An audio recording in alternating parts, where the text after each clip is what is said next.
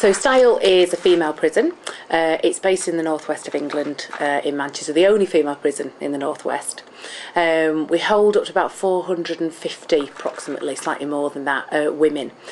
About 80% of them are suffering from some serious and long-term drug problems. So lots of kind of drug needs within the prison, lots of drug-related crimes as well that we have to deal with. Poor mental health, 2 or 3 times expected to have a diagnosable illness, emotional, behavioural problems, things like that. So high mental health need that we need to work with these women as well. Some women not suitable for prison would be much better in a secure mental support unit in the community. But they, the type of prisons that we have to deal with. Significant history of self-harm, lots of self-harm, sure you've seen today.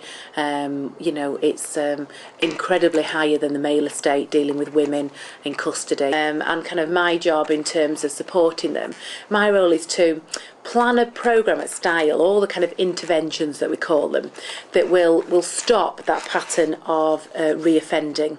So when they leave into the community, they have done something whilst in prison that will enable them not to reoffend in the community. Women have very complex needs. It's not just one easy answer for it. So they come in and they might have significant problems with drugs. They might have significant problems with their health needs, with their mental health. They might not have a secure home or secure accommodation. They might not have anywhere to kind of work, or problems with finance. So lots of things and plus their offending behaviour needs. So the cognitive thinking courses that we need to do with them as well. And as I said before, 75% of them spend less than a year. So we've got to actually change someone's long history of offending within a very short period of time to make them change, for when they go out. We've always said that, prisoners at Style are tomorrow's neighbours in some respect, and they will be out in the community. We talk to the public and say, well, what do you want us to do? Hopefully make some kind of really positive moves in here, so when they go out, they are a good citizen. The question's always going to be why? Why has that woman been sent to custody? Now, if she's in for a violent crime or something that's very dangerous, then it would be wrong to have those people in the community, wouldn't it? And they're still going to need to come to prison. There are some women where prisons become a place of safety. So, for example, somebody who's a prolific drug user who just can't get away from the drug use in the community, somebody who's perhaps dealing in drugs around them, and that could be their family. Prison's going to be inevitably the only place that they can get sent. Because there are no equivalent secure facilities in the community. Nothing with a big fence around it like we've got. Nothing with such an extensive both treatment programme and security. And even in prison, drugs get in. So you imagine how difficult it is to stop that happening in the community. So I think those kind of women are always going to end up inside. There's a growing number of women who are in for more serious offences, and we're always going to need to have prison for those people as well.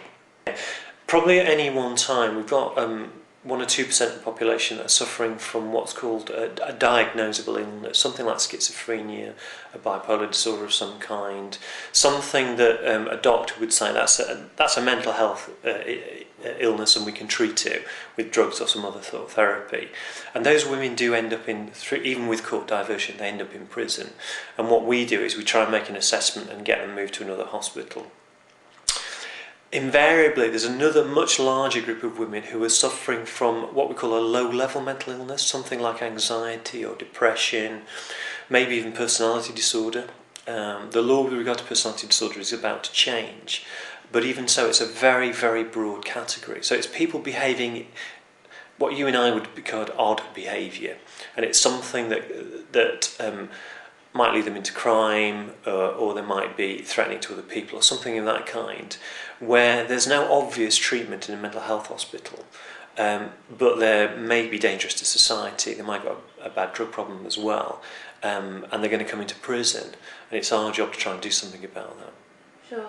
And obviously, as with all women's prisons, Styles has a problem with self-harm and suicides, which has gone down over the last few years. Yeah. What measures are you putting in place to try and help these women? It's quite a complicated business, self-harm. You've got, you start with trying to understand it, and every prisoner that's high risk is managed through a case management process. So we know something about the woman, we monitor on a regular basis, we talk to her about a problem, we try and come up with a plan. So if your self-harm's based on, I don't know, a response to drug taking, we'll do something about that. If it's based on a response to maybe being sexually abused, and quite a lot of women who are sexually abused do end up self-harming. There is a connection between being harmed by somebody else and harming yourself. That's very common. We've got programs and courses we can put people through that. We could give them counselling, we can give them therapy. We've got a course that we run for survivors of sexual abuse. Sometimes it's about maybe just giving people a stable period, getting them away from the drug dealers, getting them into a settled routine, feeding them properly, getting a proper meal. Lots of women come in here are very thin, emaciated, really unhealthy. They've got very poor health care. Many have not even seen a GP for many years, perhaps never been to a dentist, and they really are in a bad state. So if you imagine a woman who looks and feels bad, that's not going to set you up for life. You're not going to want to think about getting a job. You're more likely to sustain a drug habit rather than give it up. So all these things kind of connect together. And it sometimes becomes very, very complicated. And then when you're talking about things like losing a house, not being able to look after your children, you add more and more problems. So what we do is we try and work through all of those kind of problems, perhaps one at a time, sometimes all at the same time. Particularly if she's going to be here for a short period of time.